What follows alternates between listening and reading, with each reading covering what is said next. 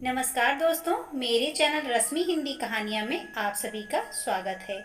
अहोई अष्टमी के दिन अहोई माता के साथ साथ स्याही माता की भी उपासना की जाती है। यह पर्व विशेष रूप से उत्तर भारत में मनाया जाता है।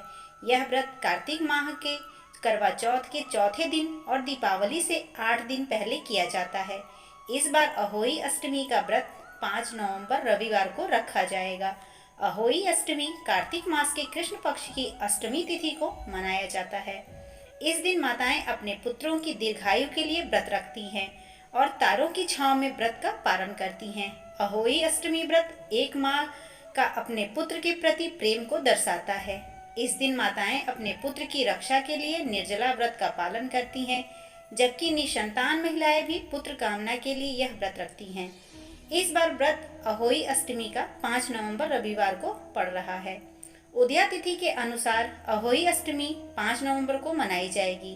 इस बार अष्टमी तिथि की शुरुआत 5 नवंबर को रात में 12:59 से होगी और समापन 6 नवंबर को प्रातः 3:18 पर होगा। अहोई अष्टमी का पूजन मुहूर्त इस दिन शाम 5:33 से लेकर शाम 6:52 तक रहेगा। इस दिन तारे दिखने का समय शाम 5:58 पर रहेगा। अहोई अष्टमी शुभ योग। इस बार की अहोई अष्टमी बेहद खास मानी जा रही है, क्योंकि इस दिन रवि पुष्प योग सुबह 6:36 से लेकर सुबह 10:29 तक रहेगा। इस दिन सर्वार्थ सिद्धि योग सुबह 6:36 से लेकर सुबह 10:29 तक रहेगा। अहोई अष्टमी पूजन विधि। इस दिन सुबह जल्दी उठकर स्नान करें। पूजा के समय पुत्र की लंबी आयु और उसके सुखमय जीवन की कामना करें। इसके पश्चात अहोई अष्टमी व्रत का संकल्प लिया जाता है। माता पार्वती की आराधना करें। अहोई माता की पूजा के लिए गेरू से दीवार पर उनके चित्र के साथ ही शाही और उसके 7 पुत्रों की तस्वीर बनाएं। माता जी के सामने चावल की कटोरी, मूली, सिंघाड़ा आदि रखकर अहोई अष्टमी की व्रत की कथा सुने या सुनाएं। सुबह पूजा करते समय लोटे में पानी और उसके ऊपर करवे में पानी रखते हैं। इसमें उपयोग किया जाने वाला करवा भी वही होना चाहिए जिसे करवा चौथ में इस्तेमाल किया गया हो। शाम में इन चित्रों की पूजा करें। लोटे के पानी से शाम को चावल के साथ तारों को अर्घ दें। अहोई पूजा में चांदी की अहोई बनाने का विधान है, जिसे स्याहू यानी कि स्याही कहते हैं। स्याहू की पूजा रोली, अक्षत, दूध व भात से करें। अहोई अष्टमी उपाय। अहोई अष्टमी के दिन अहोई माता की पूजा करते समय उन्हें सफेद रंग के फूल अर्पित करें। नंबर 2, अहोई अष्टमी के दिन शिवलिंग का दूध से अभिषेक करें।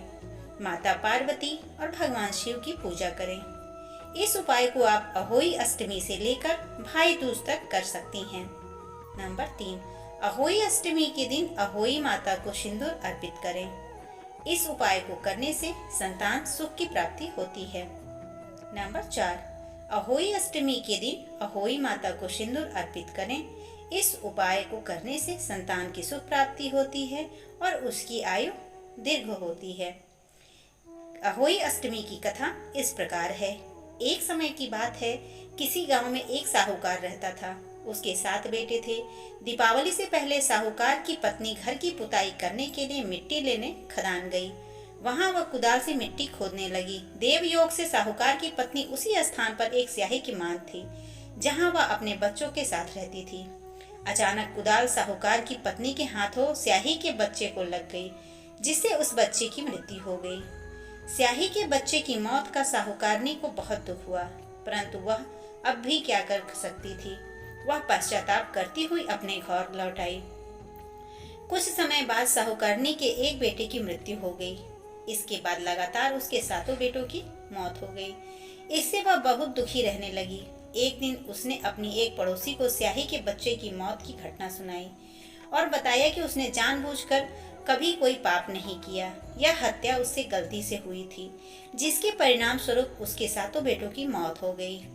यह बात जब सबको पता चली तो गांव की वृद्ध औरतों ने साहूकार की पत्नी को दिलासा दिया। वृद्ध औरतों ने साहूकार की पत्नी को चुप करवाया और कहने लगी, आज जो बात तुमने सबको बताई है, इससे तुम्हारा आधा पाप नष्ट हो गया।